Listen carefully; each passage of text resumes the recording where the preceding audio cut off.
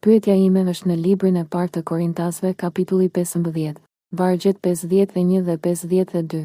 Po, mund të lexoni motër. Libri i parë i Korintasve, Kapitulli 15, vargjet 51 dhe 52.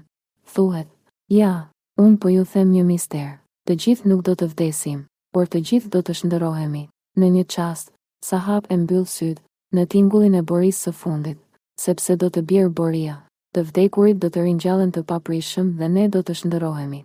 Nga aty, shkoj te libri i parë i Thesalonikasve, kapitulli 4, vargjet 15 deri në 17, sepse këtë po jua themi me fjalën e Zotit. Ne të gjallët, që do të mbetemi deri në ardhjen e Zotit, nuk do të jemi përpara atyre që fjetën, sepse Zoti vetë, me urdhër, me zë kryengjëlli dhe me borinë e Perëndisë, do të zbresë nga qielli dhe të vdekurit në Krishtin do të ringjallen të parët. Do të doja motër që të më shpjegonit pak më shumë lidhur me këtë.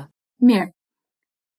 Aty është apostulli Paul duke u mësuar se kur Zoti të vi mbi re, sepse unë nuk e di nëse të gjithë vëllezërit dhe motrat e kanë dëgjuar mësimin, se ka një premtim nga Zoti Jezu Krisht ku ai thotë se ai do të vi mbi re për të marrë kishën e tij.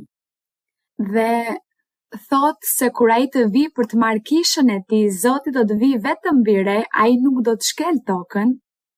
Kështu që thuhet se njerëzit që kanë vdekur në Zot, besimtarët, ndjekësit e Ungjillit, që kanë vdekur në Zot, ata do të ringjallen. Sepse për Perëndin nuk ka asgjë të pamundur. Disa njerëz me siguri kanë vdekur në det, për të dhënë një shembull. Të tjerëve u dogjën trupin dhe hiri u hodh në det dhe nuk ekziston më. Por Bibla thot se ata do të ringjallen dhe kur të ringjallen do të marrin përsëri trupin e tyre, por ai trup nuk është më material, por shndërrohet në një trup shpirtëror. Për Perëndin nuk ka asgjë të pamundur, kështu do të ndodhë. Kështu që thuhet se ata që kanë vdekur do të ringjallen. Do të marrin trupin e tyre, do të ngjiten mbi re dhe ata që janë gjallë, ata që nuk kanë vdekur, njerëzit që janë gjallë, thuhet se ata gjithashtu do të shndërrohen në një trup shpirtëror dhe do të ngjiten për të pritur Zotin.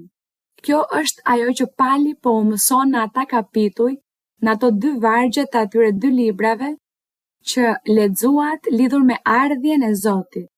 Për shembull, nëse në këtë moment Zoti do të vinte mbi re, duke qenë se ne jemi gjallë, atëherë do të ndodhë që ne do të shndërrohemi në frymë dhe më pas trupi ynë dhe do të ngjitemi mbi re, por njerëzit që kanë vdekur, vëllezërit dhe motrat që kanë vdekur, duke përfshirë edhe apostujt, duke përfshirë të gjithë ata të kishës primitive, atëherë ata ringjallen dhe ngjiten po ashtu për të pritur Zotin. Kjo është ajo që na mëson Bibla. Se bota vazhdon, brezat vazhdojnë, Ungjilli duhet vazhdoj të predikohet për të gjithë ata që do të vinë, njerëzit vdesin, njerëzit në Zot vdesin, por Ungjilli vazhdon të predikohet dhe brezat vinë, dhe kur të vijë Zoti, ata që janë gjallë do të shndërrohen dhe do të ngjiten, dhe ata që kanë vdekur do të ringjallen. A është e qartë kjo për ju vëllezër dhe motra? Kjo është ajo që Bibla thot lidhur me ardhjen e Zotit.